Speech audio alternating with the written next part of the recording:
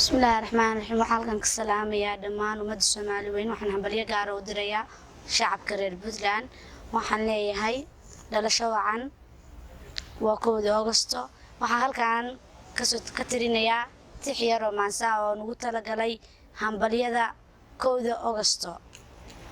magacaygu waa Niso oo ku magac dheer Niso Wadani waa dharaartan Puntland idimno dibkiya doomihii adka kolkaan iska dhiidhino nabad u dhalatay waa dharaartan calanka dhexda kaga taal midnimo dhisantee waa dharaartan dhulka ku midno dibka ka baxnee waa dharaartii dhammaan gobolada bishu u dhalato dhaayuhu dheehdeen Puntland dhaxalgal ah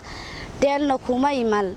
dayal kuma helin deelna kuma iman dhaqaala gala dhiigna loo huray dhisidiisiyo inay dhalataa Puntland dhaxalgal ah